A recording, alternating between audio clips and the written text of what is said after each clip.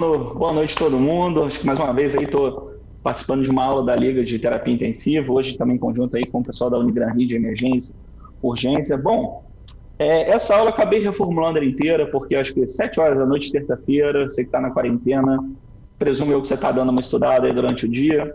Então, o que eu trouxe hoje para vocês? Eu trouxe a discussão de doutorados e diagnósticos iniciais baseados em casos clínicos.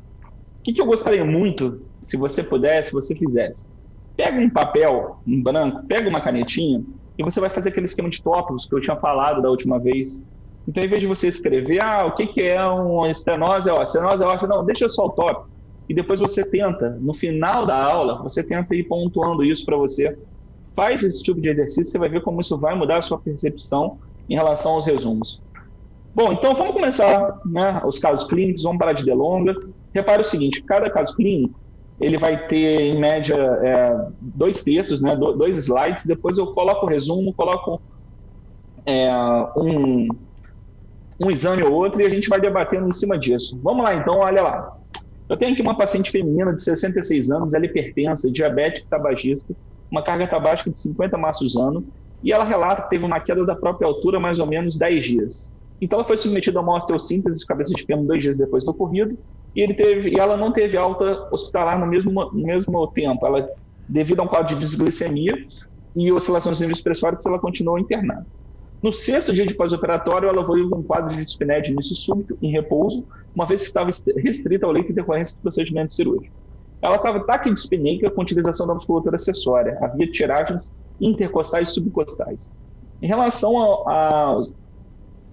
à pressão arterial dela, ela tinha 160 por 90 milímetros de mercúrio em repouso, 145 por 90 na inspiração, uma frequência cardíaca de 126, frequência respiratória de 34, temperatura normal e um HGT de 220. Repara o seguinte, você que é mais afoito, você que está me vendo, quando você lê um caso desse, como é um caso já muito batido, você já sabe o diagnóstico, você já tem em mente isso. Só que você não para degustar o que o caso clínico te fala. Então, esse tipo de exercício que a gente vai fazer hoje. Então, vamos lá. Eu quero saber de vocês o seguinte. Como é que eu dou o diagnóstico de diabetes? Se eu perguntar para você, você sabe me pontuar como é que você faz? Então, vamos relembrar isso comigo? Então, vamos lá. A diabetes, pessoal, é dada por basicamente 4 critérios clínicos. Eu vou colocar aqui para vocês.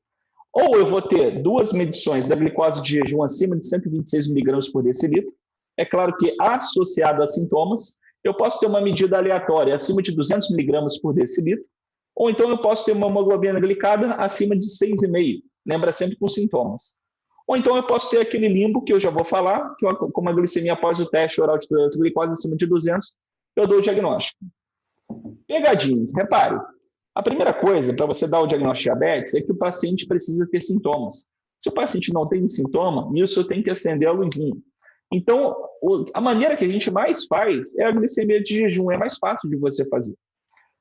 Ao acaso, obviamente, pode ser após prandial e o que seja. Se tiver acima de 200, ok. E a hemoglobina glicada, para que serve isso? A hemoglobina glicada, ela consegue olhar para trás e avaliar o nível de oscilação da sua glicose nos últimos 3 a 4 meses.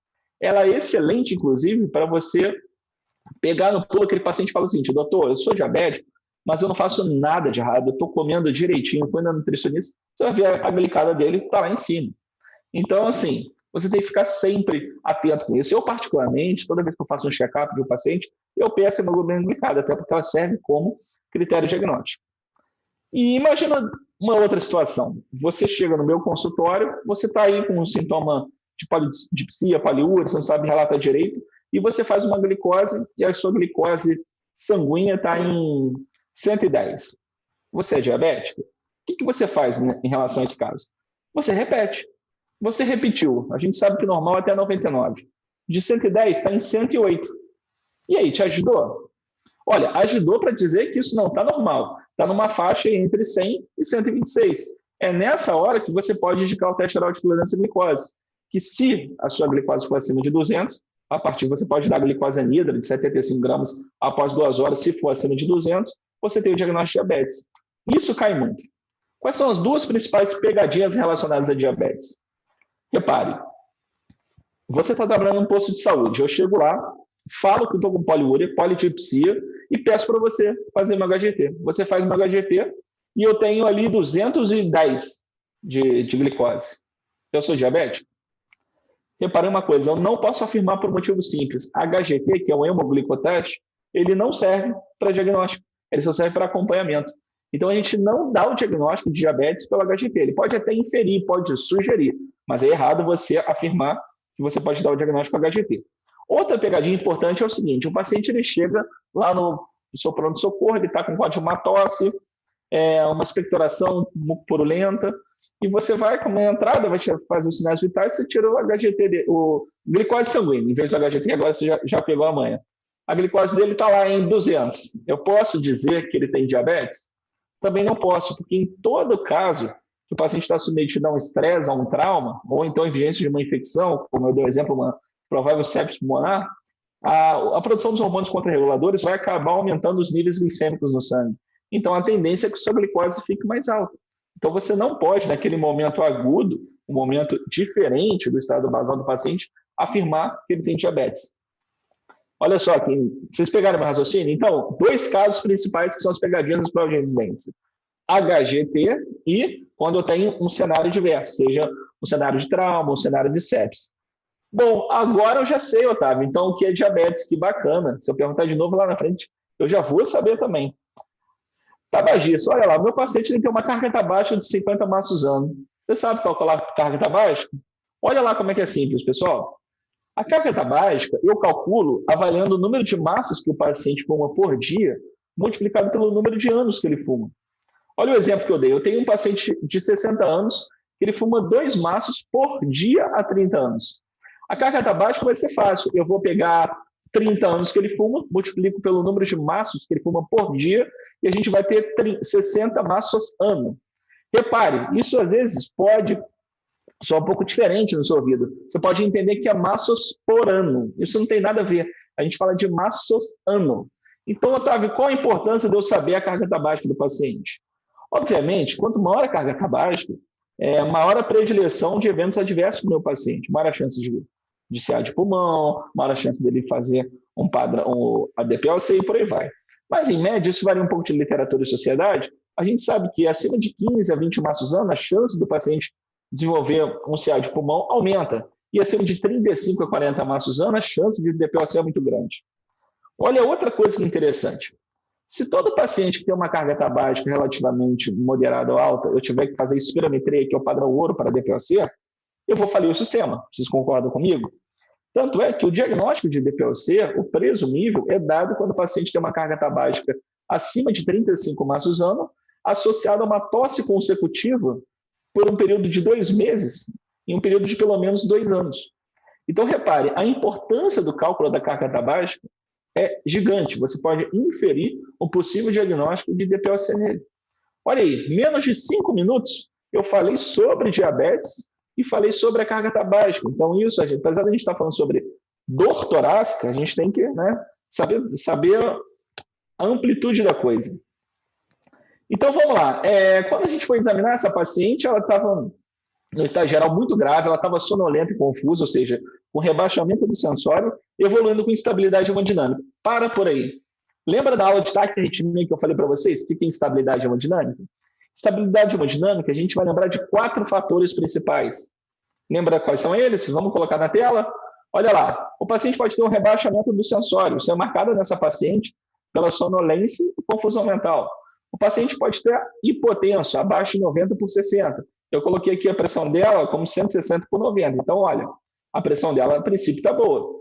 Insuficiência respiratória. Lembra que eu falei para vocês que ela está usando a musculatura acessória, que ela está taquidispneica? Então, ela pode estar evoluindo, sim, para um quadro de insuficiência respiratória. Eu posso também pesquisar, né, o tão negligenciado lesão de órgão-alvo. Na aula de taquiarritmia, eu falei para vocês que o paciente tem uma fibrilação atrial, está com a PA boa, está conversando, ele está respirando legal, mas está com a dor torácica, a princípio, até que se prova o contrário, isso pode ser uma síndrome coronariana aguda. Então, a lesão de órgão-alvo dele pode ser no coração. O paciente que chega hemiplégico na sua emergência, até que se prova o contrário, ele pode estar fazendo um AVE. Então, ele tem lesão de órgão-alvo. Então, a instabilidade hemodinâmica é datada justamente por esses 4. E lembro a vocês que instabilidade hemodinâmica, de uma forma global, ela indica se o paciente tem indicação ou não de terapia intensiva. Então, toda vez que você estiver lá na emergência quiser transferir um paciente para terapia intensiva, você tem que ter pelo menos um desses critérios de uma maneira geral para indicar a terapia intensiva para ele. Então, vamos lá. Essa paciente também está ventilando sobre macronebulização, ela estava hipocorada, uma cruz em 4, hidratada, e ela tinha acrocianose. O que significa acrocianose? Lembra da acromegalia, que você tem o crescimento de extremidades? Então, a acrocianose nada mais é do que a cianose de extremidades. O ideal é que o enchimento capilar periférico, quando você pega lá, né, no seu dedo, ele volte em menos de 2 segundos. Então, se o enchimento capilar periférico está lentificado, significa que ele está maior do que 2 segundos. A ausculta cardiovascular também é bem rica. Ela tinha um ritmo cardíaco regular em 2 tempos, as bulhas estavam normofonéticas e havia um sopro sistólico em foco tricúspide de 3 cruzes em 6. Lembra vocês que a graduação dos sopros cardíacos ela vai de 1 até 6 cruzes. E quando o paciente tem 4 cruzes ou mais, aí eu posso ter a sensação tátil do sopro, que a gente chama isso de frêmito. Então, esse paciente ele não tem frêmito, mas ele tem um sopro importante. 3 cruzes em 6, que acentua a manobra de Ribeiro-Carvalho. Opa, o que essa manobra de Ribeiro-Carvalho faz? Vamos lembrar aqui o seguinte, toda vez que você está em repouso, tá? Coloquei aqui o gráfico, Bentinho, mas toda vez que você faz a inspiração profunda, grava assim, você encheu o seu peito de ar. Então, o diâmetro anteroposterior do seu tórax, ele vai aumentar. Se ele aumenta, imagina o seguinte, que a pressão intratorácica diminui. Se a pressão intratorácica diminui, o retorno venoso, ou seja, o sangue que vai chegar até o seu coração direito, átrio direito, ventrículo direito, ele vai aumentar. Está mais fácil de chegar. Então, toda vez que você aumenta o volume de coração direito, com a manobra de Ribeiro-Carvalho, você acentua todo e qualquer sopro ou bulha do coração direito. Então, a manobra de Ribeiro-Carvalho é isso. Então, eu faço a inspiração profunda, seguro, e aí eu vou auscultar o foco tricúspide do meu paciente. Se esse sopro aumentar, opa, então quer dizer que esse sopro está vindo realmente do foco tricúspide. Lembra que Ribeiro-Carvalho não aumenta nenhum sopro do coração esquerdo. Então, repete comigo, vamos lá. Inspiração profunda. Puxei o ar, enchi o peito de ar. Diâmetro anteroposterior do tórax, ele aumenta. A pressão intratorácica reduz. Se a pressão intratorácica reduz, fica mais fácil do sangue chegar. Se o sangue chega, ele vai chegar em maior volume, todo e qualquer sopro ou bulha do coração direito, leia-se, átrio direito, ventrículo direito, válvula tricúspide ou válvula pulmonar, vai aumentar. Então, o que está acontecendo aqui nesse caso? Ó, a manobra de Ribeiro-Carvalho aumentou o sopro. Já na ausculta pulmonar, esse paciente tinha estertores subcrepitantes difusos. Repare que o aluno abandonado ele tem mania de achar que o subcrepitante é a mesma coisa que o crepitante fino e por aí vai. Tira isso da cabeça. O subcrepitante ele é o sinônimo do estertor grosso, daquele estertor mais bolhoso. O crepitante fino, ele é daquele que parece que você está pegando no seu cabelo, né? E você faz aquele roçar do cabelo, ele está mais relacionado ao colabamento, né? A abertura dos alvéolos colabados. Abdômen e membros inferiores sem alterações. Então, olha a riqueza do exame físico dessa paciente. Então, olha o resumo. Agora que a gente já falou, né, bastante coisa, quase 10 minutos falando dele, estou frente a uma paciente feminina de 66 anos, ela é hipertensa diabética, ela é tabagista, tem uma carga tabágica elevada, ou seja, acima de 35, 40 maços ano, eu posso até inferir que talvez ela seja um DPOC. Ela teve uma queda da própria altura com fratura de osso longo, ela está no contexto de um pós-operatório de cirurgia ortopédica, ela está evoluindo com ciência respiratória aguda, ela apresenta uma diferença também de PA em repouso durante a inspiração. Deixa eu voltar que acho que eu acabei não falando disso. Olha aqui que interessante, PA 160 por 90 em repouso e PA de 145 por 90 na inspiração. Pessoal, isso aqui a gente chama de pulso paradoxal. Toda vez que eu faço a inspiração, eu já expliquei todo o mecanismo de Ribeiro-Carvalho, que serve também para o pulso paradoxal, a tendência de mais sangue chegando no átrio direito, consequentemente vai chegar no ventrículo direito. Quando o sangue chega no ventrículo direito, vai ter mais, ele vai abalar o septo interventricular e pode fazer uma compressão extrínseca do ventrículo esquerdo. Então, a tendência até é que a pressão caia, mas se cai acima de 10 milímetros de mercúrio, isso indica o pulso paradoxal. E o pulso paradoxal ele pode estar em diversas patologias pulmonares, pode estar no tamponamento cardíaco, pode estar no DPOC, pode estar na asma, pode estar na fibrose pulmonar e por aí vai. Então, seguindo aqui, qual seria a principal hipótese diagnóstica para esse caso? Exames que vocês solicitariam e o tratamento. Vamos lá? Antes da gente falar desse ponto, eu vou mostrar aqui para vocês um eletro, que é bem típico dessa patologia. Não é específico, mas tem uma sensibilidade interessante. Esse elétrodo que vocês estão vendo, pessoal, é o famoso componente S1 Q3T3. Otávio, o que significa isso? Significa que na derivação D1 eu tenho uma onda S, está vendo aqui? Ó, S1. Quando eu estou lá também em D3, eu posso ver a onda Q. Ó, eu posso ver o Q3 e também em D3 eu posso ver o T3, que é a onda T aqui em T3 invertida. Então, o padrão S1, Q3, T3. O que isso indica, Otávio? Para que serve isso? Olha, isso não é específico de nada, mas ele pode sugerir uma rotação anômala, principalmente para a direita do coração. Então, isso pode inferir para mim que eu posso ter alguma patologia de coração direito. Quando eu fiz o eco desse paciente, o que apresentou para mim? Apresentou uma hipocinesia da parede livre do ventrículo direito com contratilidade apical preservada. O que significa isso aí, pessoal? Isso significa um sinal muito interessante ecocardiográfico. A gente chama isso de sinal de McConnell. Você não precisa decorar isso, não. Mas só para você saber, quando você ouvir falar que o sinal de McConnell indica que eu tenho uma hipocinesia da parede livre do ventrículo direito com uma hipercinesia, com uma contratilidade apical preservada. As pessoas chamam até de hipercinesia. A PSAP, que é a pressão sistólica da artéria pulmonar, está em 56, normal vai até 25. Ele tem uma insuficiência tricúspide de grau moderado, a gente já havia visualizado isso pelo exame cardiológico. Ele tem uma disfunção de veia moderada, uma fração de ejeção reduzida de 38. E olha aqui, o abaulamento importante do septo interventricular durante a inspiração. Isso explica o que a gente está falando sobre o pulso paradoxal. Então, mais sangue no ventrículo direito, quando o ventrículo direito está na diástole, ele vai encher, e o ventrículo direito vai acabar abaulando o septo interventricular, que separa o ventrículo direito do VE, e o VE vai ter pouco espaço para armazenar o sangue. Então, vamos lá. Eu estou vendo aqui, ó, eu estou com o meu celular aqui, estou vendo aqui também as respostas de vocês. O Bruno está me ajudando aqui, mas eu posso seguir aqui com vocês. Ó. O pessoal está falando, tamponamento cardíaco, TEP. Então, são bons diagnósticos diferenciais. Mas, no caso, pessoal, se a gente pegar o resumo, olha lá, é uma paciente que tem uma queda da própria altura com fratura de osso longo. Ela tem um pós-operatório cirurgia ortopédica. Então, infere mais para a gente que esse paciente pode ter realmente um tromboembolismo pulmonar, justamente por conta disso. Então, quais são os fatores de risco para o tromboembolismo pulmonar? Olha só que interessante, pessoal. Os fatores de risco para o TEP são os mesmos para TVP. Lembra o seguinte, quem tem TVP tem dor, mas o grande problema da TVP, que é a trombose venosa profunda, é aquele êmbolo, ele soltar, virar um êmbolo e até o pulmão causar o TEP. Então, os fatores de risco são os mesmos. Antes da gente falar dos fatores de risco, quais exames complementares você pediria para um paciente que tem TEP? A primeira coisa que você vai perguntar é: esse paciente tem instabilidade hemodinâmica, Otávio? Então, não adianta eu ficar pedindo exame. É claro que não. Se ele está instável, você tem que atuar imediatamente. Mas, vamos imaginar que ele estivesse estável. O que eu posso fazer? Eu posso fazer um monte de coisa. Até porque eu tenho que afastar o diagnóstico diferencial dele. Então, eu vou dosar as enzimas cardíacas para saber se não se trata de uma síndrome coronariana aguda. Eu posso fazer o BNP, posso fazer o dedímero, vou fazer um eletro, como eu já fiz, o ecocardiograma, principalmente para avaliar o lado direito cardíaco, a radiografia de tórax, TC, anjo-TC e a arteriografia pulmonar. De uma maneira geral, pessoal, a arteriografia pulmonar ela tem uma acurácia diagnóstica muito boa, mas a gente costuma fazer a angiotomografia, que também serve muito para a gente dar esse diagnóstico.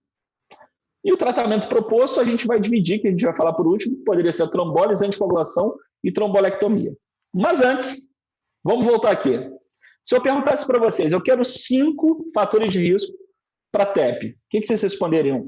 Responde aí para mim, aí embaixo, pessoal. Estou olhando aqui vocês. Ó. Eu estou vendo aqui, ó, o pessoal falando da trade vision. Isso aí, Amanda. Vamos lá, 5 fatores. Vamos trabalhar, vamos lá. Bruno, o pessoal não quer participar comigo não, Bruno. Tô sem moral pro caramba, cara. Otávio, o pessoal tá meio desanimado hoje. Tá desanimado, não tem problema não, então eu vou falar sozinho aqui. Olha lá, pessoal, alguns fatores de... Oi? Não, às vezes tem um delay também, né? É uns 5 ou 6 segundos. 5 ou 6 segundos? Olha lá, o Luiz Simas, a Alessandra Torres estão falando comigo hoje, olha que bacana. Ó, que bacana. Ih, rapaz, agora o pessoal chegou um monte, né? O pessoal reclamar, né, cara? Legal, legal. Pessoal, então vamos lá, vou colocar...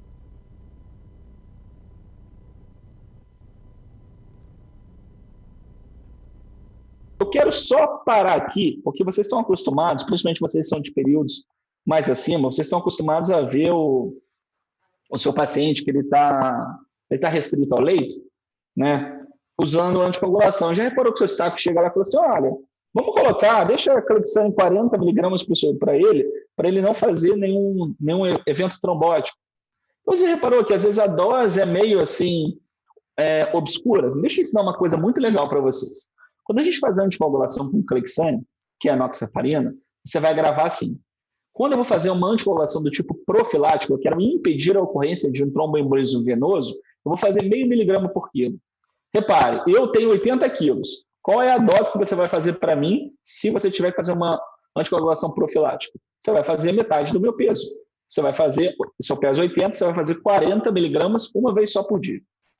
É diferente, pessoal, se eu já tiver, por exemplo, uma TVP, que aí você tem que fazer o que a gente chama de anticoagulação plena. A anticoagulação plena, a gente vai fazer 1 miligrama por quilo 2 vezes. Imagina, então, eu tenho 80 quilos, fiz uma TVP. Qual é a dose que você vai colocar para mim? Você vai colocar 80 miligramas 2 vezes por dia. Repare que há uma diferença, um abismo muito grande em relação à dose profilática e à dose plena, que a gente chama. Então, entendemos isso? Então, a gente vai fazer o seguinte, se o meu paciente ele tiver 120 quilos, qual é a dose profilática para ele? Olha, se ele pesa 120, é meio miligrama por quilo uma vez por dia. Eu vou colocar 60 miligramas subcutâneo uma vez por dia. Agora, se esse paciente de 120 quilos tiver um evento tromboembólico, eu tenho que fazer uma anticoagulação plena, aí você vai fazer 1 miligrama por quilo 2 vezes, seria 122 vezes. A gente geralmente não excede tanto, tá? No clexane, geralmente a gente para aí em 100 miligramas 2 vezes. Otávio, mas tá bom, para quem eu indico anticoagulação profilática? Porque na enfermaria todo mundo está deitado. Olha que pergunta interessante. A anticoagulação profilática, pessoal, está indicada para todo paciente que fica restrito 2/3 do dia na cama. Ah, Otávio, mas o meu paciente ele falou que ele levanta, vai ao banheiro sozinho, depois ele volta e deita. Mas por quanto tempo que ele fica deitado? E isso que é importante. Lembre outras coisas também, pessoal, já que a gente está falando disso. Né? Ô, Bruno, se eu estiver fugindo muito, você fala, mas é porque eu tento passar o máximo de informações aí para a galera, tá? Senão qualquer coisa eu volto aí para a realidade. Mas eu só vou falar isso, tá? Qualquer coisa você me breca aí. Então, se a gente tiver um paciente que ele tem acima de 75 anos, eu precisar fazer uma anticoagulação plena, se ele está acima de 75 anos, eu vou fazer 0,75 miligramas 2 vezes. E outro corte que a gente tem é quando o paciente tem insuficiência renal crônica. Aí você vai calcular o clearance de creatinina. Se o clearance estiver abaixo de 30, você vai fazer meio miligrama por quilo 2 vezes. Entendeu? Então, as duas pegadinhas, né, na prática clínica relacionadas à anticoagulação plena estão relacionadas ao paciente que tem um clearance abaixo de 30 e está acima de 75 anos.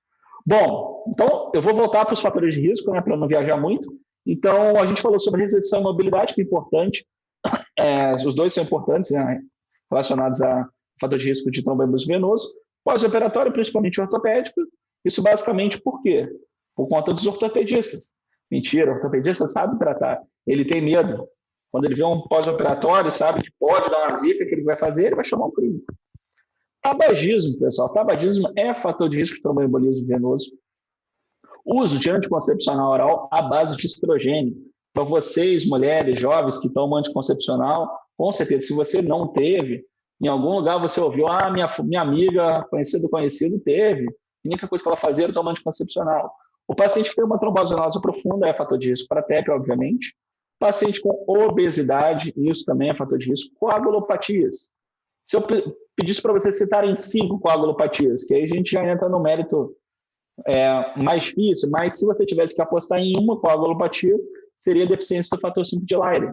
Então, você pode ver deficiência do fator 5 de Leiden, proteína C, proteína S, protrombina mutante, antitrombina 3, e por aí vai. E neoplasias em atividade, a gente sabe também que o fator pró-coagulante é muito importante.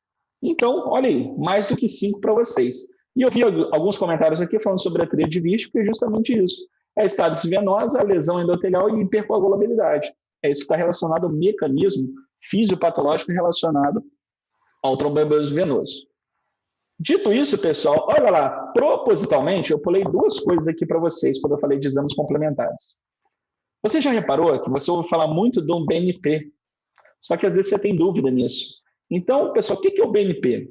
O BNP é o peptídeo natriurético atrial. Ele foi primeiro descrito em porcos. Então, ele é descrito como peptídeo natriurético cerebral, né, como se fosse um sinônimo, porque ele foi o primeiro descrito em cérebro de porcos. Então, só para vocês saberem. E o BNP, ele tem um alto valor também em relação à investigação da causa. Ele tem um alto valor preditivo, negativo ou positivo, de acordo com o que você está procurando. Então, o BNP, a gente tem um pró-BNP que é melhor, tem uma acurácia melhor, mas eu estou na dúvida, imagina essa paciente, ela tem uma paciente que tem insuficiência cardíaca e tem DPOC, ela chega com um quadro de dispneia no pronto-socorro.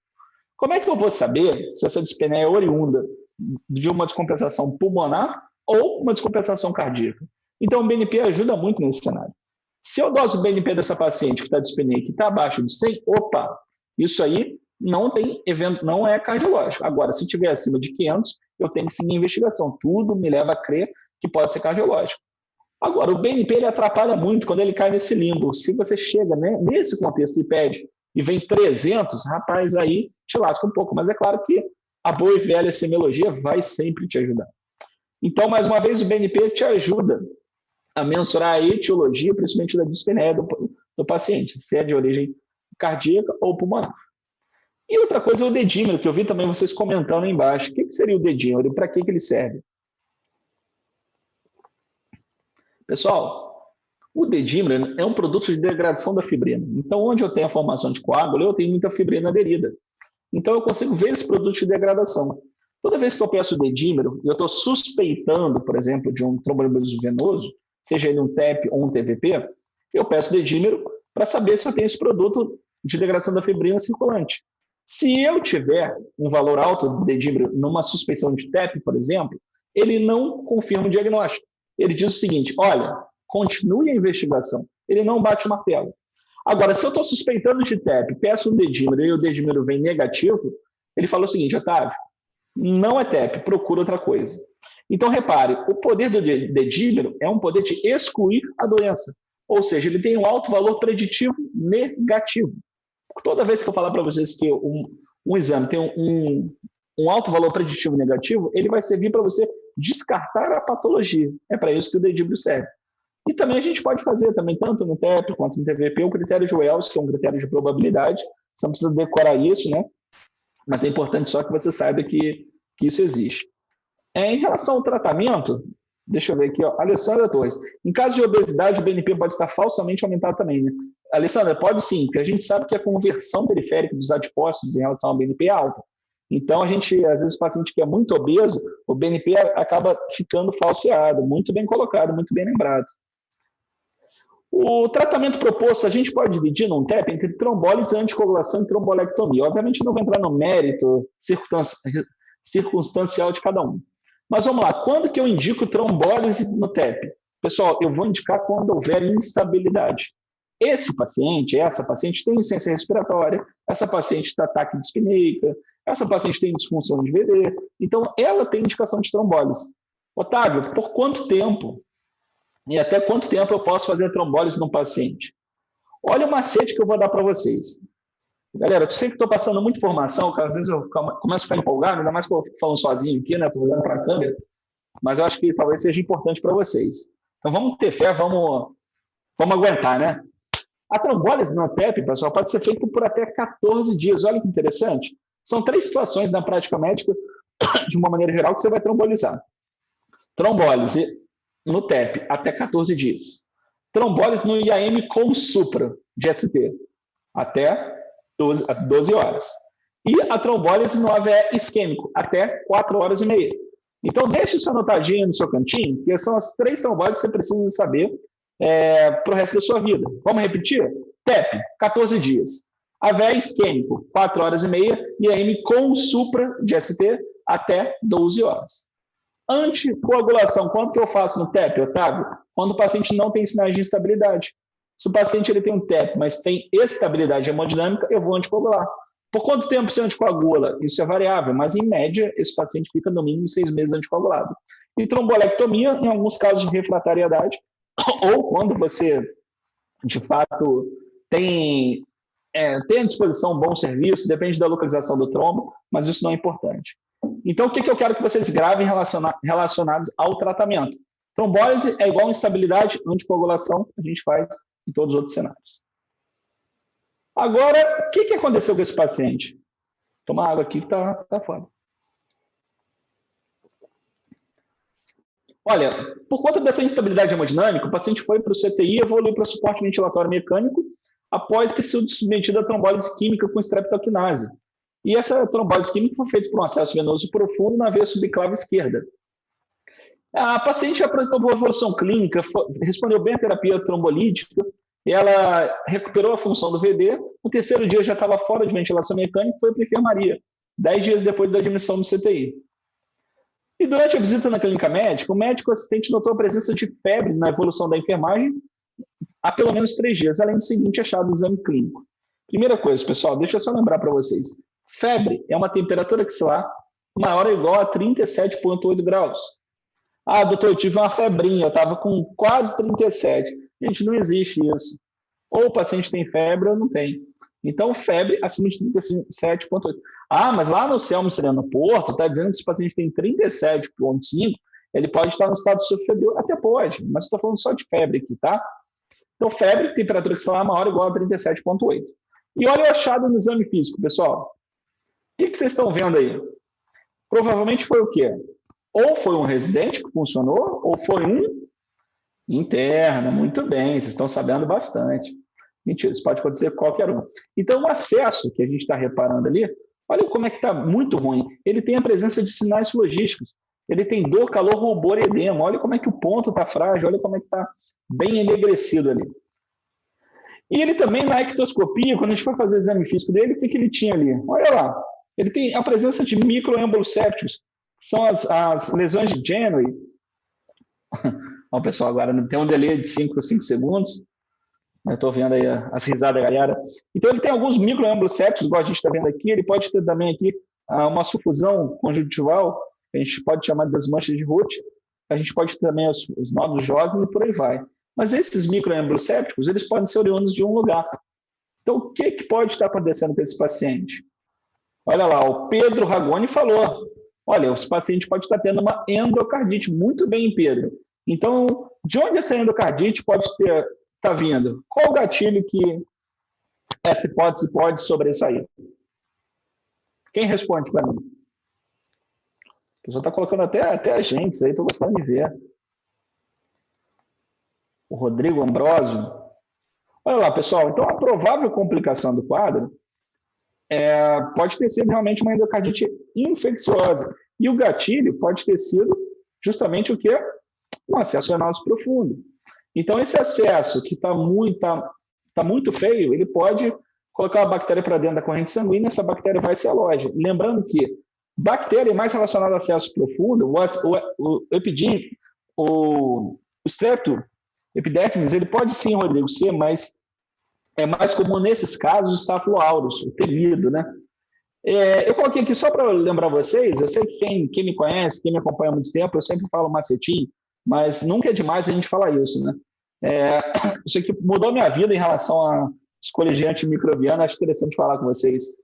Então, toda vez que eu ouvia falar de uma bactéria, eu ficava muito na dúvida, né? Ah, Otávio, faz ceftriaxona, que ela é muito bom para você pegar gram negativo. Ah, Otávio, faz cefalexina, que ela pega muito bem os gram positivos. E por aí vai. Mas eu pensava cá comigo, eu não sei quem que é gram positivo e gram negativo. Se eu sair falando as bactérias para vocês aqui, vocês vão saber também. Então, para isso, um médico muito antigo de Resende, que ele na cidade, me ensinou esse macete que eu achei fenomenal. Olha só, toda vez que a bactéria ela for macho, você vai dizer que ela é gram positivo. E toda vez que a bactéria for fêmea, você vai dizer que ela é gram negativo. Entende? Olha que interessante. Eu vou colocar assim para vocês. Ó. Staphylococcus, ele é macho, então ele é gram positivo. Streptococcus é macho, então é gram positivo. Enterococcus é macho, é gram positivo. Você deve estar assim. Não, nunca ninguém me ensinou isso. Pois é, eu também fiquei com essa mesma revolta. Vamos tentar para o outro lado? Escherichia coli é fêmea. Então, ela é gram quê? Gram negativo. Pseudomonas, ela é fêmea, gram negativo. E por aí vai. Claro, toda regra tem sua exceção, e por aí vai. Uma exceção, por exemplo, Bordetella pertussis, da coqueluche. apesar de ser fêmea, é uma gram-positiva e por aí vai. Mas, de uma maneira geral, se pegar esse macetinho, a chance de você acertar é sempre mais alta. Então, o achado clínico demonstrado nas imagens, já falei para vocês, são os microambrocépticas, lesões de Genoway e a sufusão conjuntival que eu mostrei para vocês, são as manchas de Roth. Que exame que vocês fariam? Bom, obviamente, né, a gente faria, no mínimo, um ecocardiograma, principalmente o ecocardiograma transesofágico. Por que eu costumo fazer o ecocardiograma transesofágico, em alguns casos suspeitos de endocardite? Justamente para você ter uma visualização melhor, principalmente do átrio esquerdo, tá, pessoal? O eco não pega também esse tipo de câmara. E, é claro, se você suspeita de endocardite, você tem que tentar identificar a bactéria. O que você vai fazer? Você vai fazer hemocultura. Otávio, não é melhor tirar o catéter? É melhor. Não é que é melhor, você tem que tirar o catéter. E aí, Otávio, eu posso mandar também a ponta do catéter para a cultura. Olha só, isso não tem tanta validade metodológica por um motivo simples. A ponta do catéter, ela obviamente vai estar com bactérias, às vezes diversas bactérias que são colonizadoras, não necessariamente são causadoras dessa hemocultura. Eu, particularmente, sou contra fazer cultura de ponta de catéter, seja de qual sítio for. E o tratamento, o que eu vou tratar? Eu tenho que tratar essa endocardite, é claro que tem diversos critérios, tá? Mas eu vou fazer uma antibiótico terapia empírica para a válvula nativa. A princípio, ela nunca passou procedimento cirúrgico nem nada. Também não vou entrar nesse mérito aí da discussão do tratamento de endocardite, que isso aí é muito amplo, mas só para a gente saber. Então, lembre-se, catéter sujo pode dar endocardite. Eu tenho que excluir vegetações. Tem que fazer hemocultura, tem que fazer eco, por aí vai. Bom, acabamos nosso primeiro caso clínico. E aí, dá um feedback para mim, vocês estão achando legal? Está muito rápido? Como é que tá? Vou tomar uma água aqui.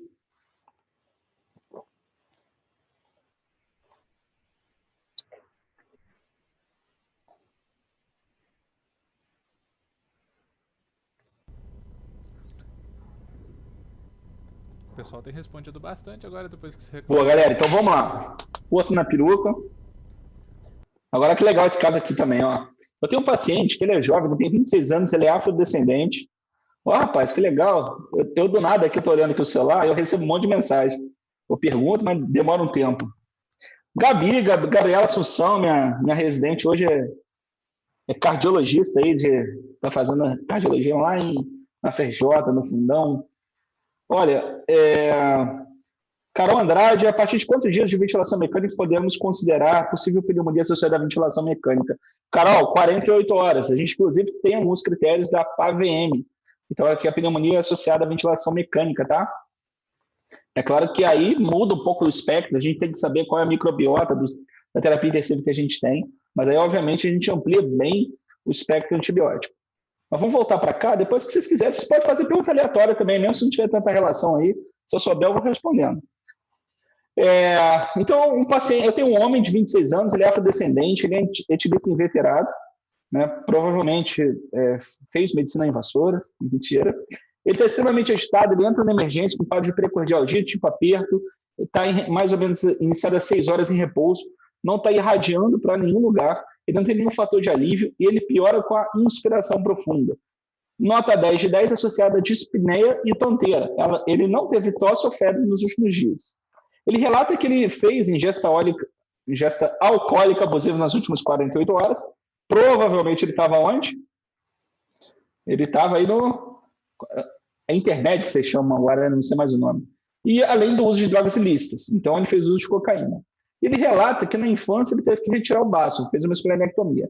A PA dele está em 160 por 100, frequência de 110, uma frequência respiratória de 22. No exame físico, ele tinha intensa agitação psicomotora, ele relatando essa dor torácica, ele ventilava em ar ambiente. Ele estava desidratado, uma cruz hipocoral em 2, sem febre.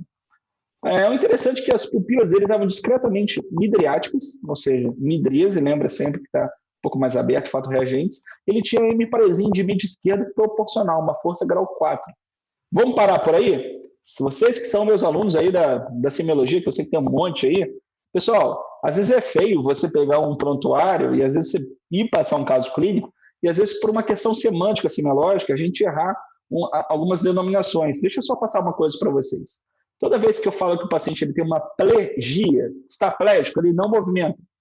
Olha, meu paciente é tetraplégico, tetra vem de 4. Então, os 4 membros não se movem. Plégico, ele não mexe nada. Toda vez que eu falo que meu paciente tem uma paresia, ele indica o seguinte, que ele tem uma redução da força. Ele mexe, nem que seja um pouquinho, mas ele não está plégico. E o que a gente chama também de parestesia, a gente fala que isso está relacionado à redução da sensibilidade. Olha lá, toda vez que eu falo que o paciente tem uma hemiparesia, eu digo o seguinte, M é metade, na metade de mídio esquerdo, né, daqui para cá, ele tem uma redução de força. Se ele tivesse hemiplégico, daqui para cá, ele não mexia nada. E se ele tivesse uma hemiparestesia, daqui para cá, ele teria uma redução da sensibilidade. Se eu falar para você que eu tenho um paciente com uma paraparesia, o que você entende por isso? Toda vez que eu uso esse prefixo para, eu digo o seguinte, da cintura para baixo. Olha, o paciente ele é paraplégico, ou seja, ele não movimenta as pernas. O paciente tem uma paraparesia, ele tem uma redução de força nas pernas. A paraparesia a gente encontra muito, por exemplo, na síndrome de Guillain-Barré. A síndrome de Guillain-Barré é descrita semiologicamente como uma paraparesia flácida, ascendente, a reflexa e aguda. Bonito, né? Isso impressiona quando você fala, mas nada mais é do que você ir debulhando essa questão da semiologia. Então, plegia não movimenta, paresia reduzir a força, parestesia reduzir a sensibilidade. Então, esse paciente, ele tinha uma redução de força no dímino esquerdo, proporcional em relação aos dois membros, com uma força grau 4. Normal vai, obviamente, até 5. A ausculta cardíaca pulmonar dele, a princípio, todo normal. Membro inferior dele tinha 2 lesões ulceradas crônicas na região distal de membro inferior esquerdo. Quando a gente fez o eletro dele não tinha nada, nem enzimas cardíacas, e no hemograma estava descrito lá, presença de depranócitos de sangue periférico. Vocês já ouviram falar disso? São as hemácias em foice. E aí? Esse é o raio-x dele. O que a gente está vendo ali? A gente está vendo aqui um infiltrado importante, né? Na base do hemitórax esquerdo. Olha como é que está bem grande. Então, vamos resumir. Eu tenho um homem de 26 anos, ele também é afrodescendente, ele é usuário de drogas ilícitas, ele bebe também, ele é etilista, ele tem uma história prévia de esplenectomia na infância, não sabe relatar o motivo, ele tem uma hemiparesia de mídio esquerdo, lesões ulceradas crônicas no membro inferior esquerdo, enzimas cardíacas e eletro normais, ele tem um infiltrado novo na base de hemitórax esquerdo e presença de depranócitos do sangue periférico. Conta aí para mim, o que esse paciente pode estar tendo, pessoal? Vamos lá, escreve aí, vamos participar.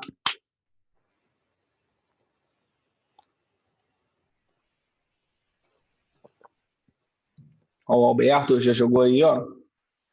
O Alberto, ele colocou uma sigla que indica para a gente que é a síndrome torácica aguda.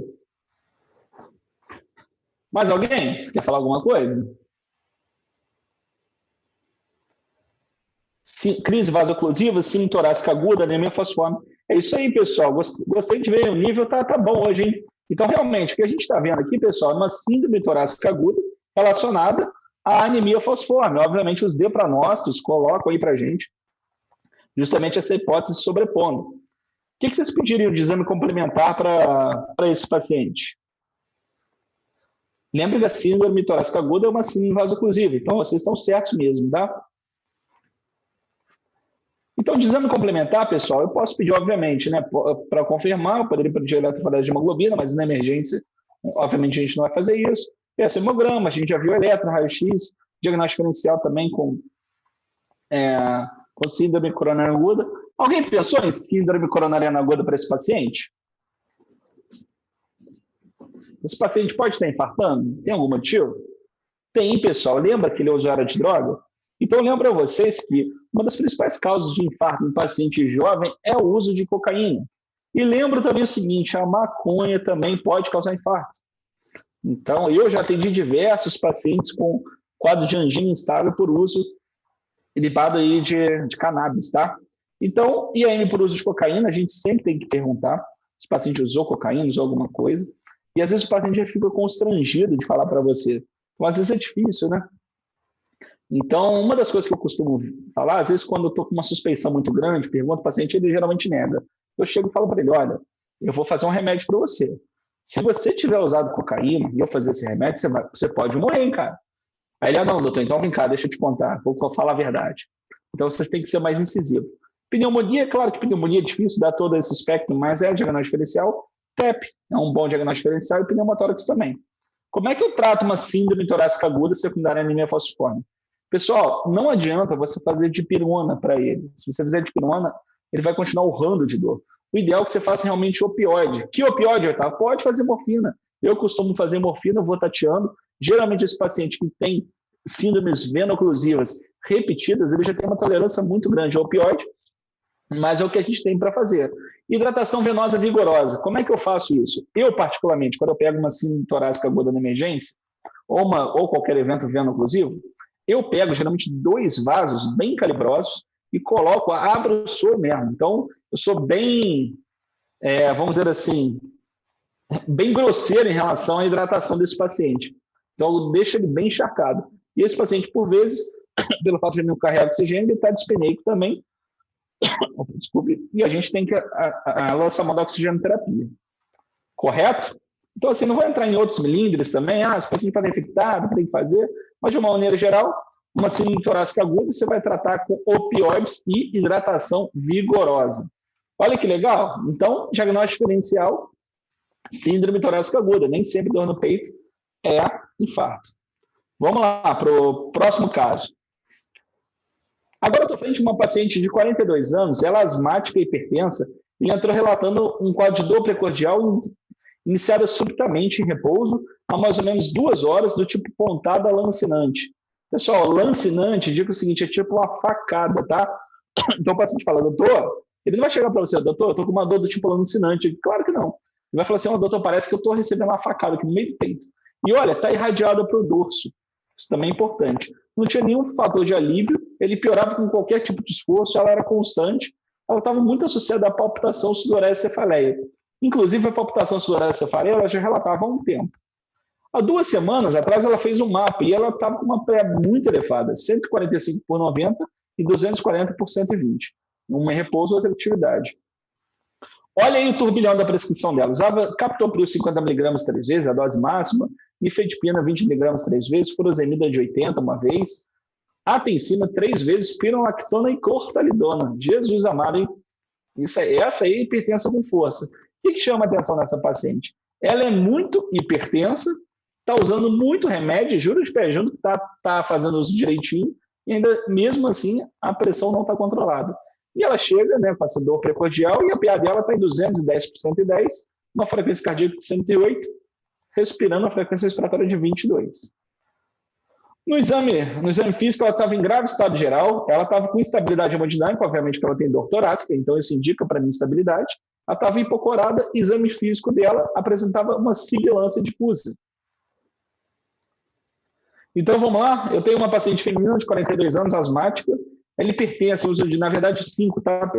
Tem mais de 5 aqui, na verdade, coloquei 4 e errei. 5 classes de antihipertensivo em dose máxima, ela tem uma dor lancinante que é irradiada para o dorso, iniciada de modo súbito, ela tem palpitações de cefaleia e sudorese, o mapa dela de 3 semanas atrás, uma PA muito elevada, e ela dá entrada com a frequência e uma PA elevadas também no meu pronto-socorro.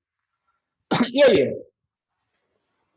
E aí que o raio-x dela é esse aí. Fiz uma radiografia de tórax, e ela está com esse mediastino bem alargado. Conseguem ver? O que vocês colocam de hipodiagnóstico para esse paciente? Coloca aí para mim.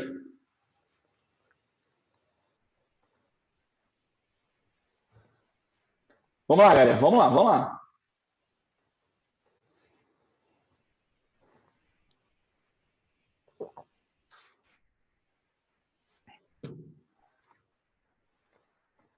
Nossa, que bacana. Todo mundo respondendo aí, hein? Empolgaram agora, hein, Otávio? Ô, Bruno, eu vou ter que começar a dificultar as coisas aqui, que eu tô vendo que eu acho que tá ficando muito fácil, tá não?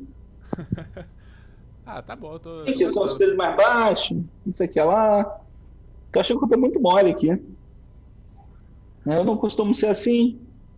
Enfim, né? Então, olha lá, o principal diagnóstico, com certeza, é isso aí mesmo, né? Uma dissecção aórtica.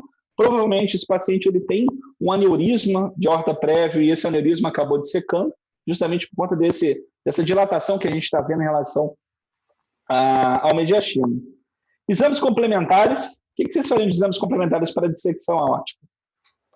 Então, olha, se esse paciente tem instabilidade, eu não vou fazer nenhum exame, lembre-se disso. Mas vamos imaginar que ele tivesse estável. Uma das coisas que eu posso fazer, obviamente, é o diagnóstico inicial, exames cardíacos, eletro, vou fazer um eco, vou fazer um HTC até para ver de onde até onde ele pode estar dissecando. Eu posso fazer uma ortografia, que é mais rara, mas que a gente costuma mais fazer uma tomografia, a gente consegue saber de onde está vindo. Então, e o raio-x de tórax, a gente está vendo realmente o alargamento de mediastino, como vocês viram. Como é que você vai tratar essa paciente, pessoal? Escreve aí para mim que isso é interessante. Eu quero ver se tem aluno abandonado aí escrevendo para mim. Como é que eu trato essa paciente do caso clínico? Que está tendo uma dissecção aórtica. Vamos lá, você já ligou para o cirurgião, ele vai vir, mas eu quero fazer... Amanda, você não pode fazer eco transesofágico no paciente está instável, hein? Você não faz nem radiografia de tórax, nem TC. Se for sedar esse paciente fazer um eco transesofágico, imagina só o que vai acontecer com ele. E aí, qual o tratamento proposto? Opa, olha lá que legal. O Luiz Simas também, participando bastante, colocou reduzir a frequência cardíaca e APA. Mas, Luiz, o que você faria, cara? A Amanda colocou assim, beta-bloqueador e nitroprusiato de sódio. Legal, ela está colocando aí um beta-bloque, né, para reduzir a frequência. E está falando também sobre analgesia. O Lucas Faci colocou também beta-bloqueador. Controlar a frequência, dor e pressão, Leonardo. Pessoal, onde a coluna abandonada está caindo na pegadinha? Eu vou voltar aqui. Olha a primeira frase. Luiz também, ó, colocado direitinho, né? Metoprolol e nitroprusiato. Essa paciente é asmática e essa paciente está sibilando. Então, assim, se eu fizer beta-bloqueador exatamente para essa paciente, o que vocês acham que vai acontecer? Então, nesse caso específico, obviamente é uma pegadinha. Então, é o seguinte, beta-bloqueador é importantíssimo para a gente. Imagina o seguinte, que eu tenho um paciente que a cada minuto eu tenho 120 batimentos na horta. Só que se eu reduzir para 80, opa, olha a economia de batidas ali naquela horta ao longo do tempo. Porém, né, beta-bloqueador, nesse caso, eu não vou fazer, porque ela tem asma e ela está o quê? Sibilando. Então, o nitroprusiato, que é um poderoso vasodilatador misto, né, reduz tanto a pré quanto a pós-carga. É importante. Redução da frequência cardíaca, eu vou tentar outra coisa. Eu posso fazer um bloqueador de canal de cálcio central, como verapamil. Eu posso fazer um digital, sedilonide. Eu posso fazer um antiarrítmico. E por aí vai. Em relação ao tratamento proposto, obviamente ela está instável. Eu tenho que, obviamente, chamar o cirurgião e ver o que eu vou fazer, né? Lembrando o seguinte, a dissecção aórtica pode dar diversas complicações. Entre elas, o paciente pode morrer, obviamente, por choque hipovolêmico. O paciente pode fazer isquemia medular. O paciente pode fazer uma insuficiência renal aguda. Então, depende realmente do nível, como a Gabi colocou ali, depende do local, né? Isso aí, Pedro, muito bem. Putz mesmo, né, Carol? Quando a gente vê isso, né, dá até raiva. É isso que o aluno abandonado acaba errando na prova de residência. Mas vocês não vão errar mais. Como é que vocês explicariam essa pressão muito alta nessa paciente? Alguém tem alguma ideia?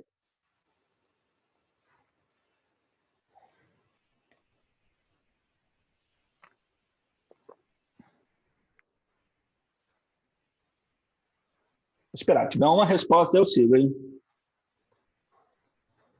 Essa paciente está tão hipertensa desse jeito. Tem ideia, Bruno? Por quê?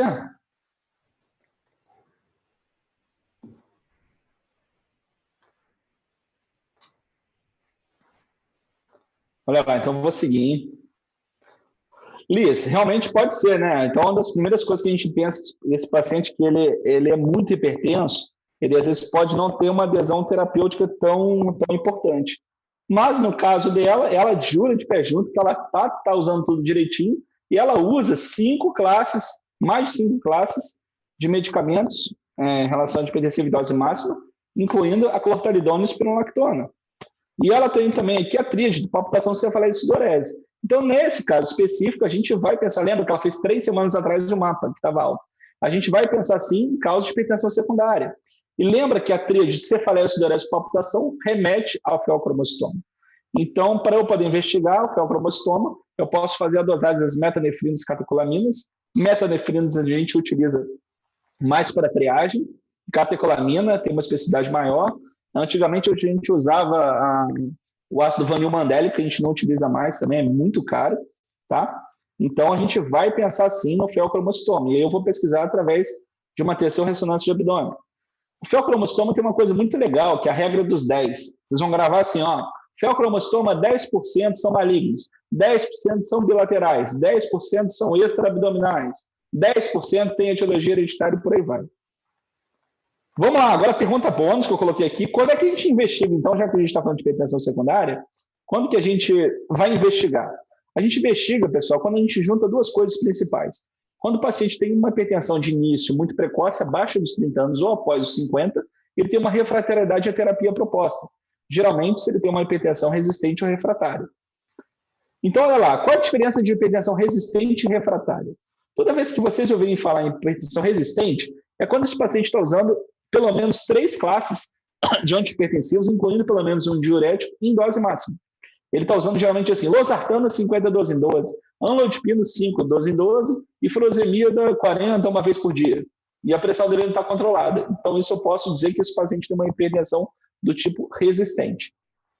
Então, se eu tenho uma hipertensão de início recente, abaixo de 30 ou acima de 50, com hipertensão resistente, a gente vai, obviamente, pensar em investigar a causa de hipertensão secundária.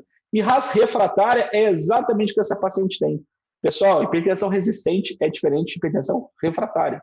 A refratária aumenta, então são 5 classes de antihipertensivos, pelo menos associado a clortalidona e espironolactona, que é o que ela estava usando. Vamos lá, vocês sabem dizer 5 causas de hipertensão secundária? Eu vou colocar aqui, porque senão acaba esperando e a gente vai seguindo, mas como é uma pergunta bônus, 5 causas de hipertensão secundária, pessoal. A principal causa de hipertensão secundária no mundo é a doença renal crônica, mas ela não vale. Às vezes eu pergunto para os residentes, eu nem deixo eles falarem isso. É porque, obviamente, você tem alteração do parênquima, você pode ter a pressão alta, por aí vai. Mas a hipertensão renovascular é a principal. Então, lembra, né, sempre de hipertensão renovascular, como é que eu começo a investigação?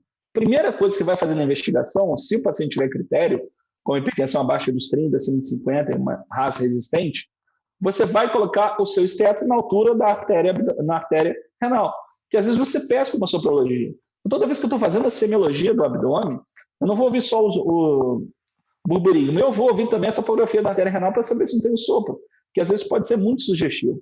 Imagina esse paciente, você acha um sopro, pede um Doppler, vê que tem estenose da artéria renal, você tira literalmente a hipertensão dele. Então não custa nada, né, pessoal? Então, feocromocitoma, a gente já falou, né? Doença renal crônica, hipertensão renovascular, principalmente estenose da artéria renal, doença de Cushing, tá? Por excesso de produção, obviamente, do... Ih, rapaz, me fugiu o nome. Enfim, mas a principal causa da doença de Cushing, na verdade, é exógeno. A corticoide, meu Deus do céu. Quando o paciente ele faz uso de corticoide, às vezes por um longo período, ele pode desenvolver também a doença de Cushing. A principal causa é relacionada à hipertensão secundária nesse contexto. O paciente pode ter hiperaldo primário, tá? O hiperaldo primário, eu lembro a vocês que ele vai estar na sua prova ou na sua vida assim. O paciente tem uma hipertensão abaixo dos 30 anos, e quando você vai fazer um exame laboratorial, ele tem potássio mais baixo. Então, lembra sempre de hiperaldo. Lembra que a aldosterona, a função dela lá no tubo coletor é justamente essa, né? Ela acaba espolhando potássio e retém só de água. A síndrome da apneia e hipopneia do sono também pode ser uma causa importante de hipertensão secundária. Lembro a vocês que geralmente esse paciente é obeso, ele faz às vezes uma compressão extrínseca, principalmente da região cervical, isso dificulta a respiração dele. Coarctação da aorta também. Lembra que coarctação da aorta é o estreitamento em algum local da aorta. Acromegalia, hipotireoidite, por aí vai. Tá? Eu estou vendo aqui o Bruno Augusto pergunta. Bruno Augusto Lopes é você, né, Bruno? Otávio, qual a sobrevida de um paciente com dissecção de aorta ou aneurisma de aorta que não são operáveis? Olha, Bruno, isso vai depender muito do local. Às vezes, se o paciente tem uma dissecção aórtica em um plano mais baixo, às vezes ele nem precisa ser operado, tá?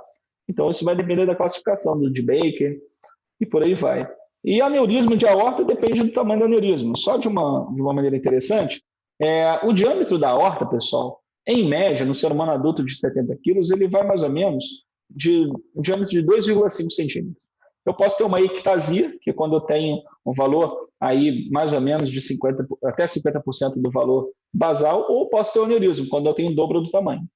Então, de uma maneira geral, a gente grava que 5,5 e 6 centímetros de diâmetro, dependendo da topografia, eu tenho que operar. O risco dele romper esse aneurisma é grande. Em alguns casos, eu tenho que operar antes, que são os pacientes que têm maior fator de risco. Então, são os pacientes que, às vezes, têm alguma alteração em nível endotelial, por exemplo, na acromegalia, o paciente tem síndrome, por exemplo, de Ehlers-Danlos, né, que é aquele circense, e por aí vai. Então, Bruno, isso vai depender muito do local e também da condição do paciente. Eu tenho paciente que eu sigo todo ano, que ele tem aneurisma e ele tem aí 85 anos, eu não vou operar ele, né, cheio de coisa. Vamos lá, próximo caso clínico, nosso passe rápido.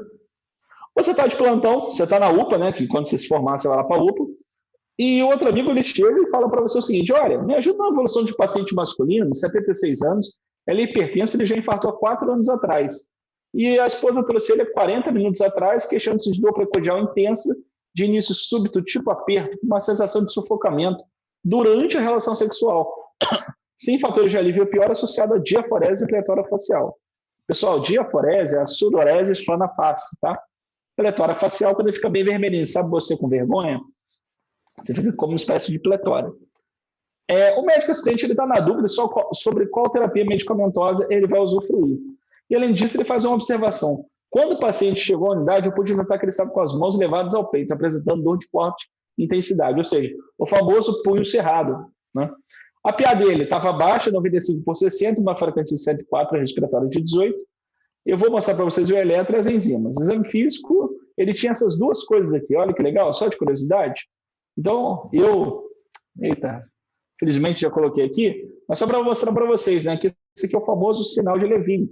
Então, é o sinal mais famoso da cardiologia. E de curiosidade, pessoal, a gente tem aqui 2 sinais, que é o sinal sulco de Frank, esse aqui vocês estão vendo, e o sinal de Lichtenstein, que seria dupla prega lobar. Não se sabe por quê, porém, eles têm uma relação com doença coronariana. Então, até um grupo brasileiro que fez um estudo grande, pegou 65 pacientes e fez isso.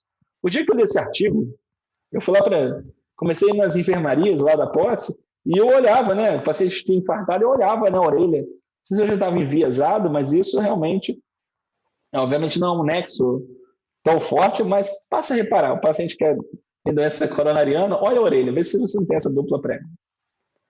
Pessoal, a troponina na admissão era positiva, a CKMB de 26, CPK 280. Depois de 4 horas, a troponina continuou positiva, CKMB de 58 e CPK 324. Alguém quer comentar esse eletro? O que vocês estão vendo aí?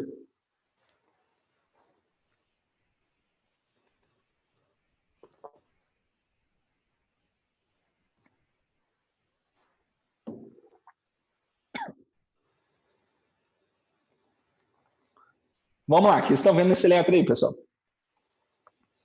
Eu pergunto, de repente, chega uma enxurrada de mensagem. Eletro parece que é o mal do século, né? Um acadêmico ele tem um nervoso de eletro.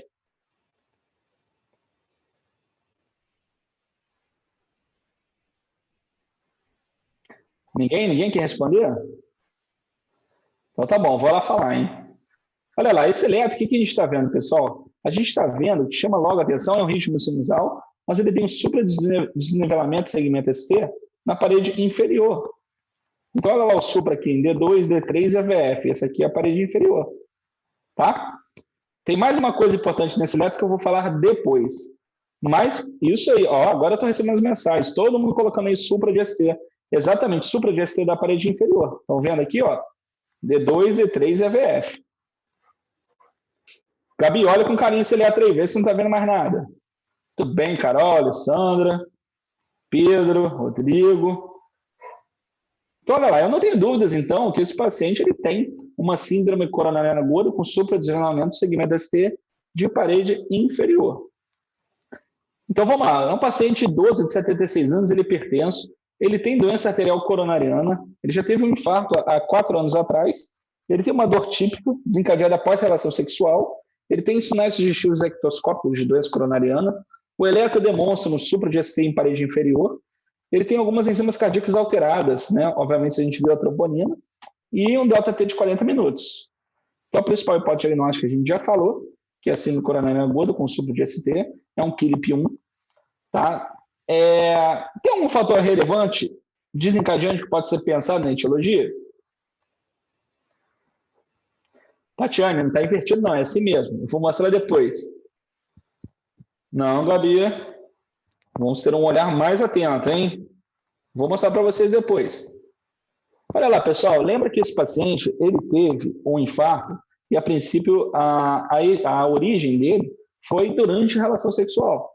Mas lembrando, por se tratar, obviamente, de um paciente um pouco mais idoso, nem precisa ser idoso, né, que a gente sabe hoje está disseminado, vocês têm que questionar o uso de quê? O que você tem que perguntar se esse paciente usou? Que isso muda, inclusive, a terapia que eu vou fornecer para ele. Isso, Amanda, Pedro, exatamente. Tem que perguntar se ele não utilizou, né, o famoso azulzinho. Será que ele fez uso de sildenafil? Então, olha só, o grande problema do uso de sildenafil, isso é Débora, Carol, todo mundo me respondendo. Se ele usou um vasodilatador, obviamente eu tenho que ter muito pé atrás se eu vou vasodilatar esse paciente. Até porque a terapia antiretinosa do infarto é justamente essa, eu tenho que vasodilatar. E se eu faço um vasodilatador junto com o sildenafil, eu posso, obviamente, causar uma hipotensão, o retorno venoso vai diminuir. Então, isso aí, Isabela. Eu fico muito preocupado em relação a isso. Mas, pessoal, de uma maneira geral, é muito difícil o paciente, quando ele chega com dor torácica, principalmente na madrugada, você chegar e perguntar isso, principalmente perto da namorada, perto da esposa. Isso não precisa nem ser o paciente idoso. Então, o homem, ele não fala isso. Deixa eu te perguntar uma coisa, você usou algum produto com estimulante sexual? E eu, doutor, você acha que eu preciso disso? Então, assim, você tem que saber tirar a mesma coisa que eu faço em relação à droga. Olha, você não usou, tudo bem, eu acredito em você, mas eu vou fazer um remédio aqui, que se você tiver usado o Viagra e eu fizer esse remédio, você pode morrer. O paciente já pensa duas vezes. Então, aí, nesse caso, né, a gente vai realmente evitar um vasodilatador. Então, o nitrato, como eu já falei, né, a gente não vai fazer justamente por esse sinergismo. Eu tenho que fazer a dupla terapia antiagregante, antiaginosa, eu vou encaminhar para hemodinâmica para angioplastia primária. Dependendo do delta T, se eu não tiver uma hemodinâmica próxima, obviamente eu posso considerar a trombose isquímica, porque o delta T é mais ou menos de 40 minutos, abaixo de 12 horas. Agora, pessoal, deixa eu voltar no eletro, porque isso aqui é interessantíssimo. Todo mundo conseguiu ver o supra, mas olha isso aqui. O que vocês estão vendo aí de interessante? Quem viu minha aula de Simbrad TAC tinha uma obrigação de me falar isso, hein? Olha que interessante, pessoal. Eu tinha pedido para voltar no eletro. Deixa eu ver se o pessoal vai responder aí. Tá. O que vocês estão vendo aí, rapaziada?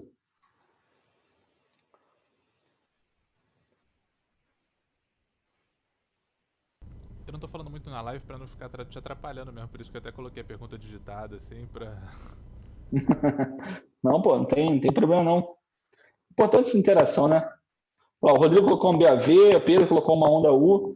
Olha aí, pessoal, na verdade, o que a gente está vendo aqui é uma onda P bloqueada. A gente está vendo um PR fixo, né? Onda P QRS, P QRS, porém, em todo ciclo, a gente está vendo aqui justamente uma onda P bloqueada. Então, o que a gente está aqui é exatamente isso, Amanda. É um bloqueio ventricular de segundo grau do tipo MOPTS 2. Por que MOPTS 2? Porque o PR é fixo e para cada onda P que eu gero um complexo QRS, eu tenho uma onda P bloqueada. Se fosse um BAVT, um bloqueio ventricular total, a minha onda P não seguiria um PR fixo, ela poderia cair em qualquer lugar do complexo. Ok? Então, isso que a gente está vendo, BAV de segundo grau, MOPTS 2. Então, esse paciente, quando ele faz um infarto de parede inferior, a gente fica muito atento se ele não está fazendo, obviamente, uma isquemia da artéria nossa sinusal. Então, o infarto inferior ele pode causar, sim, esse tipo de complicação. Então, olha lá, um BAV de segundo grau, uma verdadeira. Aliás, todos os casos são verdadeiros, tá, pessoal? São casos meus. Então, esse paciente, obviamente, eu não vou fazer o beta-bloqueador por conta desse bloqueio avançado. Se eu fizer um beta para ele, lembra vocês que ele pode piorar o grau do bloqueio e provavelmente ele vai ter que fazer aí, se ele não reperfundir, não resolver. Ok? Sem problema, Otávio. Tá, fica à vontade. Beleza. Olha lá, eu tenho agora uma paciente feminina, ela tem 56 anos, ela é natural do sul da Bahia, ela é residente em Vassouras há 10 anos, ela é hipertensa controlada, ela entrou no pronto-socorro com relato de dor torácica do tipo aperto ou pressão iniciada há cerca de 1 hora, desencadeada pelo esforço físico leve. Ela subiu 11 escadas e teve dor. Uma duração de mais ou menos aqui, deixa eu ver o que eu joguei na frente, mais ou menos 10 minutos, sem radiações, aliviando com repouso, piorando com exercício associado à dispneia. E no momento que ela entra no pronto-socorro, ela está assintomática. Ela relata diversos episódios semelhantes em um período de 2 anos. Nos últimos 2 anos, ela sempre tinha essa dor. Além disso, ela informa que mais de um episódio chegou a perder o nível de consciência. Se ela, mais ou menos aí por 1 minuto. Pessoal, ela teve síncope? Eu posso dizer que, olha, já que ela perdeu o nível de consciência, ela teve síncope. O que vocês acham? Olha, pessoal, para ser síncope, lembra da aula de taquibradiarritmia? Tem que ser um evento agudo, com perda do tônus postural, o paciente cai igual uma batata e perda do nível de consciência. Então, só perda do nível de consciência pode ser outras coisas. Então, o diagnóstico diferencial, às vezes, pode ser uma crise de ausência, parece a impressão do paciente que ele perdeu a consciência. Claro que tem diversas outras coisas para a gente fazer, mas lembre-se que se ele não coloca a perda do tônus postural, você pode até inferir que tenha sido uma síncope. Mas bater o martelo, às vezes, fica difícil. A PA dessa paciente estava em 140 por 120. Isso chama atenção a proximidade da pressão arterial sistólica e da diastólica. Então, quando essa proximidade está menor ou igual a 20, isso fala a favor de uma pressão arterial do tipo convergente, ela está muito perto. E se ela tem um distanciamento geralmente maior do que 60, a gente diz que é uma PA do tipo divergente. A frequência cardíaca de 90, a frequência respiratória de 24.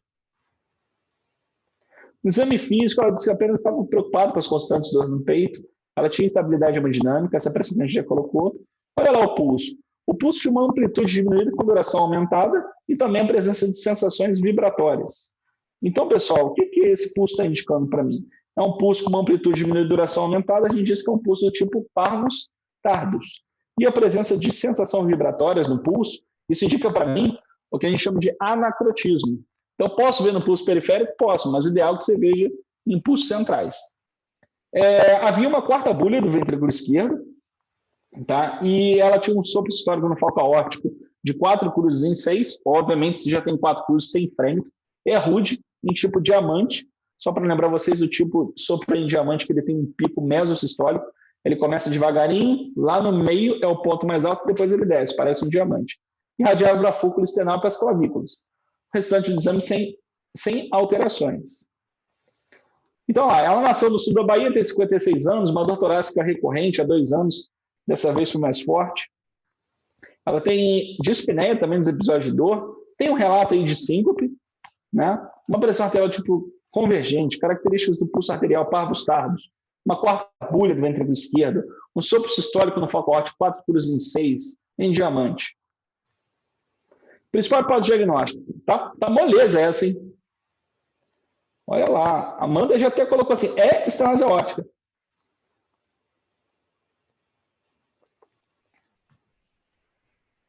Carolina também colocou, a Fernanda Pereira também colocou estenose aórtica. É isso aí, né, pessoal? Acho que a constelação de sintomas está tão evidente, né? Fica difícil. Não tem quase nada aí que feche isso. Isabela também colocou estenose aórtica. Então, a gente vai lembrar sempre da tríade de estenose aórtica. Qual é a tríade? A tríade é a dor torácica, depois a gente tem a síncope e a dispneia. Você vai gravar assim, 5, 3 e 2. Então, vamos lá. O paciente que tem estenose aórtica e ele tem dor torácica, a sobrevida, se ele não tratar, a sobrevida dele, em média, de 5 anos. Se o paciente tem estenose aórtica e tem síncope e não tratar, a sobrevida média dele, de 3 anos. Se esse paciente tem dor torácica, estenose aórtica e tem dispneia, então, se ele não tratar em 2 anos, ele pode morrer. Então, por isso que a gente fala que a tríade da estenose aórtica é a dor torácica, síncope e dispneia, e a gente vai gravar sempre 5, 3, 2 para avaliar a relação entre o prognóstico dele. Então, tinha gradiente, a Isabela está perguntando, tinha gradiente sistólico, VAO? Sim, eu só omiti o ecocardiograma, senão ia ficar muito fácil, né, Isabela? Então, queria mais me basear aqui no exame físico. Mas tinha. Olha lá, exames complementares necessários, obviamente, para graduar, né? Eu já consigo inferir se esse paciente tem sintomas, e isso indica para mim que já é uma estenose aórtica grave.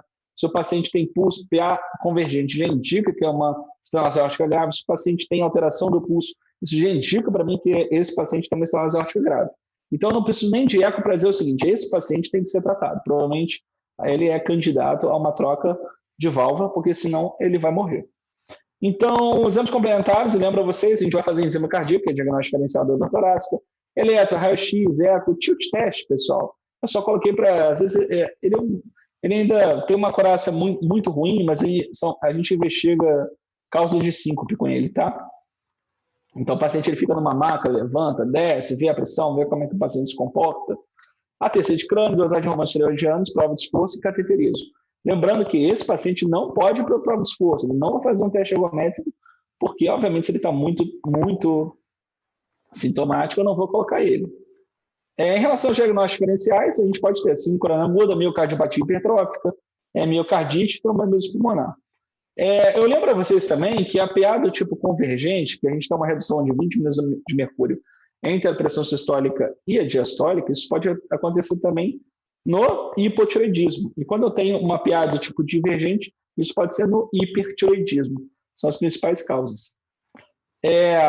A Isabela está perguntando, implante percutâneo? A Isabela deve estar falando sobre a TAV. Isabela, nesse caso, essa paciente é jovem, tem 56 anos, a princípio não tem outras comorbidades. Então é o seguinte, o implante percutâneo a gente deixa mais, a gente reserva para aqueles pacientes que têm um risco cirúrgico muito mais elevado, uma idade muito mais avançada, que não é aparentemente o caso dela, tá? Então ela se beneficiaria muito com uma troca valvar convencional. Tá? Então só falo para você também, aproveitando esse gancho, a gente tem dois tipos de válvulas principais, pessoal. A válvula nativa, assim, que a gente chama, né, que é biológica, então, e a gente tem a válvula que é a válvula metálica. Qual é a diferença? A metálica ela tem uma duração maior, às vezes de 10 a 15 anos. Porém, você tem que tomar anticoagulante. E não serve qualquer anticoagulante. Você não pode tomar, por exemplo, os novos anticoagulantes. Você tem que tomar varfarina e ir controlando o INR. Já a válvula do tipo biológica, a diferença é que você toma anticoagulante por um período muito curto, dependendo da sua literatura, no caso da estenose aórtica, de 1 a 3 meses. E depois você não precisa. Porém, a duração dela é menor. Então, às vezes, pode ser abaixo de 10 anos, entendeu? Então, quando a gente vai escolher um tipo de válvula, se é biológica ou se é metálica, a gente avalia muito a sobrevida do paciente, vê a preferência. Então, até dei um exemplo, né? Eu até trouxe para a aula de brade de taquiarritmia do paciente que era um barbeiro, que, na verdade, ele é barbeiro, ele volta e meia se corta. Então, ele preferiu colocar uma válvula do tipo biológico. Porque se ele fizer a válvula metálica, ele vai usar anticoagulante, toda vez que ele se cortar, ele vai sangrar mais. Vamos lá, penúltimo caso, tá, pessoal? Agora mais curtinho, também igual esse. Você recebeu um plantão de um colega que ele atendeu um paciente de origem nipônica, masculino, de 66 anos. Ele é hipertenso, dislipidêmico e tabagista, uma carga tabágica alta. Como é que a gente calcula carga tabágica? Lembra disso? Número de maços por dia multiplicado pelo número de anos. Acima de 35, a gente vai pensar em DPOC. Ele deu entrada no pronto-socorro há cerca de 1 hora, apresentando quadro de dor torácica de início súbito, bem localizado em região inflamatória esquerda, sem radiações, nota 9 de 10 associada a dispneia intensa e sudorese. Há menos de 3 meses atrás, ele foi fazer um check-up, onde foi acusado de uma alteração durante o teste de esforço, que foi interrompido por uma dor torácica típica, aguardando a investigação subsequente. Bom, não sei que alteração é essa. E ele disse que vai para o Japão daqui a uma semana. Esse é um caso clássico aqui da fábrica da Nissan, que a gente tem aqui em Resende. Então, uma PA de 145 por 80, um pouquinho elevado, frequência cardíaca aumentada de 115, frequência respiratória de 32. O exame físico chamava a atenção uma terceira bolha de VE, e na escuta pulmonar ele tinha um murmúrio vesicular e um frêmio tórax vocal reduzidos em base de tórax esquerdo, sem nenhum ruído adventício. Bom, se o frêmio está reduzido, indica o seguinte, né, que a propagação do som, que está chegando na base esquerda, não está chegando, não está se propagando. Então, o que vocês imaginam para esse caso? Mas antes, eu vou mostrar para vocês o raio-x dele. Radiografei, ele tem isso aí. Quem me diz o que está acontecendo nesse raio-x aí?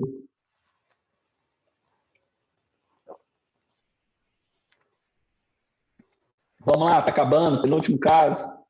Você vai para o Netflix já já. Fez sua live. Vamos estudar, vamos lá.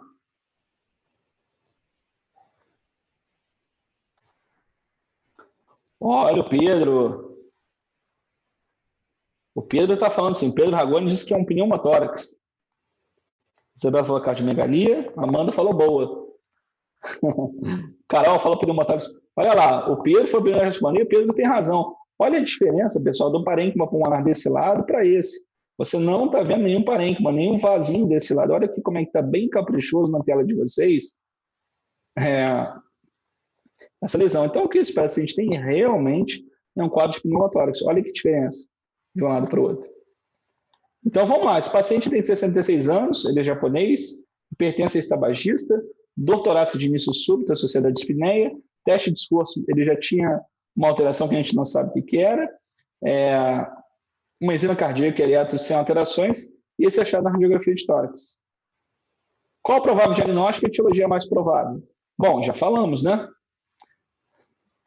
Falamos sobre o pneumotórax, provavelmente um pneumotórax provavelmente secundário, as blebs pleurais, é um paciente já DPOC, eu tinha aqui a tomografia dele, acabei tirando, então eu tentei reduzir, mas acabei induzindo vocês ao erro, mas esse paciente na tomografia tinha algumas blebs. Exames complementares, eu preciso fazer? Olha, você pode fazer só para o diagnóstico diferencial, quando você não souber, mas aquela radiografia já é definidora. Então a radiografia por si só já basta, né? Então se você fizesse ali no seu exame físico, né, fizesse a percussão vista que tinha realmente um hipertimpanismo, não precisa mais de nada. Diagnóstico diferencial de pneumotórax, lembra tudo quanto é súbito, pessoal, você sempre vai pensar, súbito lembra INTEP, lembra pericardite, lembra síndrome coronária aguda. E aí, ele pode viajar para o Japão daqui a uma semana? Claro que não, esse paciente ele vai ser drenado e a gente vai, né, segurar ele, até porque, obviamente, ele tem um risco também alto para embolia, mas o risco também de refazer o pneumotórax. Isso é porque isso aqui era outra coisa, tá? Mas grava assim que é o risco dele refazer, retroalimentar o pneumotórax. Como classificar esse proceder em relação ao teste de esforço? Acabei não colocando aqui que eu enxuguei, mas esse paciente ele tinha uma dor aos moderados esforços, tá? Então, esse paciente já tinha uma angina estável CSS2 indicado CAD. Pode apagar esse quinto aqui que eu só segurei. Vamos lá, para o último caso, tá, Bruno? Vamos lá. Eu tenho uma paciente feminina de 42 anos, é diabética tipo 1, ou seja, usa insulina. Ela tem hipotireoidismo e dislipidemia. Ela entrou no pronto-socorro com quadro de dispneia intensa, sudorese e cansaço. Ela refere índice do quadro de cerca de 40 dias, um caráter progressivo, relatando uma piora importante nas últimas 24 horas. Repare que o quadro é mais insidioso, tem 40 dias que ela está assim. E ela vai que horas no pronto-socorro? Ela vai às 7 da manhã? Óbvio que não. Ela vai às 3 da manhã, quando você está no seu horário de descanso. Então, ela não tem pródromos gripais, dor torácica ou febre, ela faz uso crônico de anticoncepção oral à base de estrogênio e ela usa de maneira regular estatina e hormônio tireoidiano. Ela tem uma história familiar positiva para DAC e diabetes.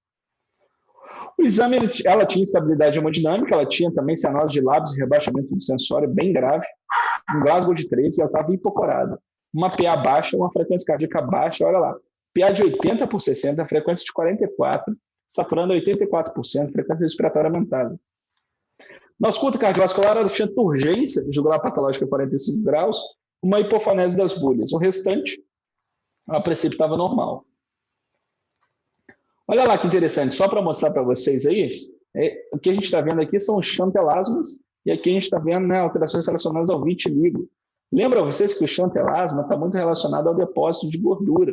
Então, geralmente, quando eu bato o olho e vejo que o paciente tem chantelasma, e se ele não tinha isso de nascença, isso pode sugerir hipercolesterolemia, tá? Olhem o raio-x de tórax dela. O que vocês estão vendo aí? Opa, olha o raio-x de tórax dela aí. Eu acabei passando sem querer. Então, o raio-x de tórax dela mostra realmente o que a gente chama de um coração do tipo bota. Então, um coração muito grande. E o eletrocardiograma é lindo, é maravilhoso. O eletrocardiograma dela mostra que a voltagem do complexo QRS ela é mais reduzida difusamente. Tá? Se está difusamente, a gente olha para D2 também, um macetinho legal. Repare que a amplitude do QRS, é isso aí, moringa, isso mesmo.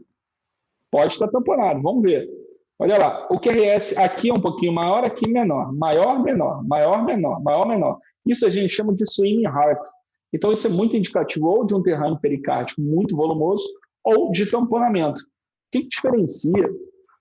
Isso mesmo, essa alternância, Pedro. O que diferencia, então, o derrame pericárdico volumoso de um tamponamento. É a clínica do paciente. Esse paciente no exame físico, pessoal, ele tinha, se vocês lembram, ele tinha hipofonese de bulhas, ele tinha turgência jugular patológica periférica e tinha hipotensão. Então, hipotensão, hipofonese e turgência, essa é a tríade, famosa tríade de Beck, tá? Então, olha lá, 42 anos, diabético, dislipidêmico, podador de hipotireoidismo. Por que eu estou chamando a atenção isso para vocês? Porque essa paciente tem muita doença autoimune. Então, xantelasma vitiligo, sem pródromos gripais. Eu coloquei sem pródromos gripais aqui para excluir o quê? Miocardite. Então, geralmente, quando o paciente tem pródromos gripais e evolui com insuficiência cardíaca aguda, em média aí de 3 a 4 semanas, a gente tem que pensar, sim, em miocardite. Não teve nenhum estado febril, a dispneia do tipo insidiosa e tem a tríade de Beck, hipotensão, bradicardia e turgência. Olha lá, próximo diagnóstico, então, é o tamponamento, já falei da tríade de Beck. Provável etiologia. O que vocês pensam de etiologia? Etiologia, pessoal, a gente pode pensar em várias, né? Então, às vezes pode ser, em grande parte das vezes, é idiopática, a gente não sabe, às vezes pode ser um vasinho, só que rompeu. Mas no caso dela, pessoal, quero que vocês guardem isso para o resto da vida. No caso dela, a provável etiologia foi o hipotireoidismo, até porque é mais insidioso. Então, fez derrame pericárdico, o paciente não teve nenhum evento cardiovascular, vamos lembrar do hipotireoidismo. Tá? No Brasil, também você tem que lembrar sempre da tuberculose. Então, olha lá, hipotireoidismo, tuberculose, a gente pode pensar em doenças autoimunes, eu vi que o Pedro colocou aqui, por exemplo, lúpus, e por aí vai. Exames que você solicitaria nenhum, obviamente que ela está instável do ponto de vista hemodinâmico, então se eu tenho que tratar, posteriormente posso fazer vários, tem que dosar o hormônio tireoidiano dela.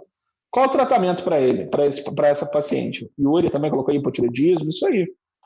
O tratamento proposto, né, eu tenho que tirar líquido ali dessa cavidade. Então, desculpe, o que eu vou fazer é a pericardicentese, eu vou drenar esse líquido ali. E existe alguma relação entre os achados clínicos demonstrados pela ectoscopia? Sim, foi o que eu já falei para você, né, sobre xantelasma, hipercolesterolemia e associação de doenças autoimunes. Lembra vocês que a hipercolesterolemia não causa apenas doença coronariana. Existe também uma coisa importante, que é a pancreatite. O paciente com hipercolesterolemia, principalmente do tipo familiar, você tem que sempre controlar, senão esse paciente vai se pancreatite e daqui a pouco ele pode ir para o saco. Então, pessoal, eu queria, antes, né, de eu abrir para a gente continuar esse bate-papo, eu queria agradecer mais uma vez o convite aí da Liga de CTI. Para quem não sabe, eu também formei em Vassouras. Eu participei da Liga de CTI 2 anos, então eu estou lá desde o começo. Essa modalidade é nova, né? A gente está fazendo aulas online. Também para não ficar uma coisa muito cansativa, eu optei por fazer só 7 casos clínicos. Olha só, já passou quase 1h30. Então eu tenho que liberar vocês também, né? Para vocês se divertirem um pouquinho. Mas acho que é super válido esse tipo de interação. É muito legal eu estar aqui em casa hoje fazendo essa aula e vendo a participação de vocês, lendo. Então eu consigo sentir um pouco mais o clima, eu consigo sentir para onde vocês estão indo e tenho certeza que, no mínimo, o que eu agreguei para vocês foi um pouco mais de conhecimento, né?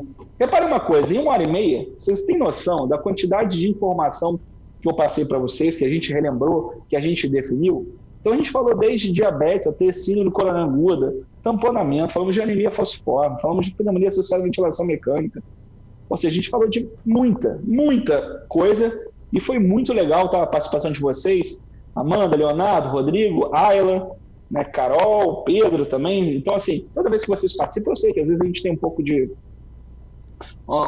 receio, às vezes de se comunicar, mas isso faz parte. Por isso que vocês estejam aí participando de bom coração e com certeza vocês são o futuro da medicina. Daqui a pouco são vocês que vão estar cuidando de nós. O que eu queria fazer agora, pessoal? Eu queria abrir para vocês aí. Eu estou aqui olhando aqui o chat, tá? Minha mãe mandou os coraçõezinhos, para quem não sabe, a Ernestina Drummond também é médica, minha mãe, ginecologista, foi quem me inspirou. Então, mãe, se eu for um dia 10% da médica que você é, já fico muito, muito satisfeito, né? Gabriela, minha residente, e por aí vai. Vamos lá, eu estou aberto aí a perguntas. O que vocês querem perguntar, o que vocês querem falar desse caso clínico, de qualquer outra coisa? Vocês querem as dicas de série? O que vocês querem?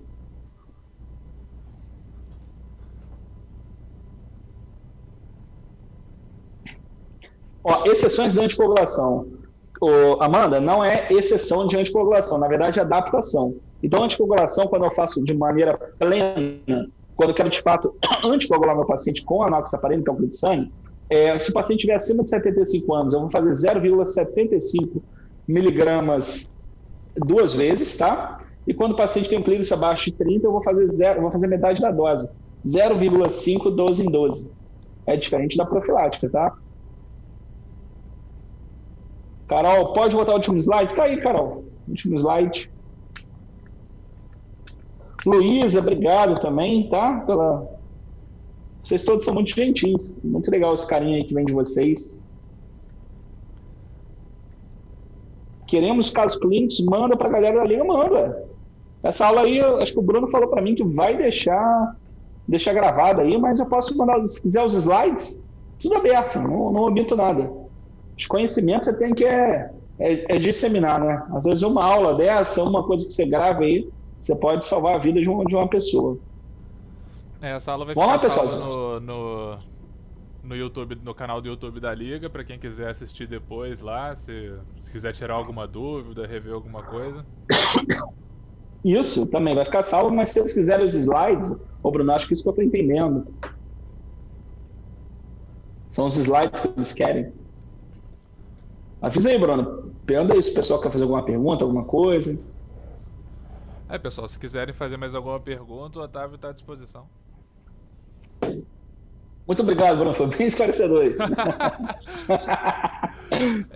Não, só para você ver que como acho que você estava meio preocupado de ter tomado muito tempo nosso aí, mas só para você ver, por exemplo, a gente ficou em média ao todo com 55 participantes, 60 durante a aula, e para você ver que até agora quase ninguém saiu ainda, isso que você já acabou teoricamente a aula. Então a galera que quase todo mundo eu acho que conseguiu participar legal, ficou interagindo, ficou comentando, eu acho que ajudou muito. Não, isso é legal, né? São meus futuros cardiologistas. Se eu souber aqui, Bruno, depois você tira um print dessa tela. Se algum deles fizer cirurgia, já sabe, né?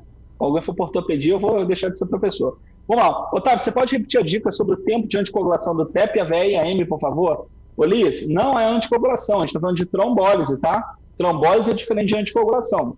Então vamos lá, trombólise no AVE isquêmico, até 4 horas e meia. É claro que salva as contraindicações.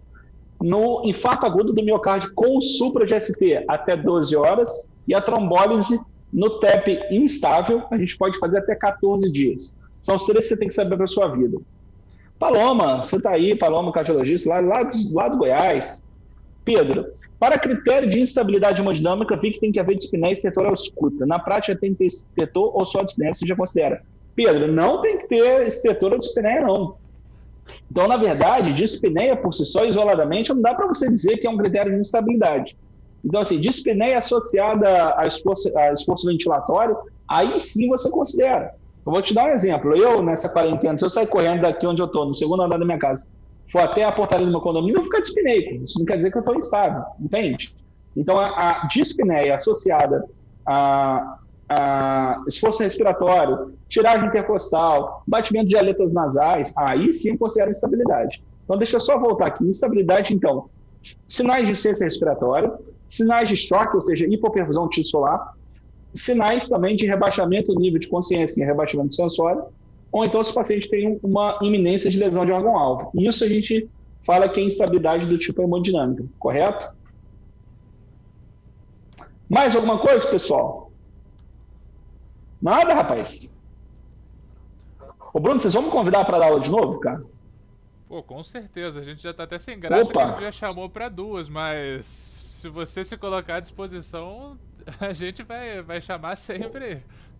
Bruno, o pessoal tem uma aula de insuficiência cardíaca muito legal. Insuficiência cardíaca na emergência a gente pode fazer, né? Já até perguntaram ali se vai ter aula semana que vem. O pessoal já tava ansioso aí para outra aula. Semana que vem, Bruno, eu vou participar de uma aula de outra liga. Mas também a gente vai se dividindo um pouquinho, né? Aí, de repente, daqui a 2 semanas, vocês animarem, a gente faz. Vamos lá, Isabela. Pericardite constritiva, noc-pericárdio hepatognomônico. Ô, Isabela, não dá pra gente dizer que noc-pericárdio é hepatognomônico da pericardite constrictiva. Mas tem uma coisa muito interessante sobre a pericardite constrictiva, que ela é o único caso onde o meu ictus é imóvel. Olha que interessante. Existe uma imobilidade do ictus. E noc-pericárdio você pode, às vezes, encontrar em algumas outras patologias, não necessariamente na pericardite constrictiva. Vem dar aula na Unigran Rio. Legal, legal, Tatiane. Eu vou sim. Iris, Bernardo Soter. Vou lá para a Unigran Rio. Então, Unigran Rio também, estou aguardando o convite de vocês também. Sei que vocês fizeram, né, esse simpósio aí juntos. Então, de coração, queria agradecer a presença de todos vocês, tá? E desejar uma boa noite. Vão agora, vamos descansar, vai tomar uma cerveja, um vinho, vai ver uma live. E até a próxima. Obrigado, pessoal.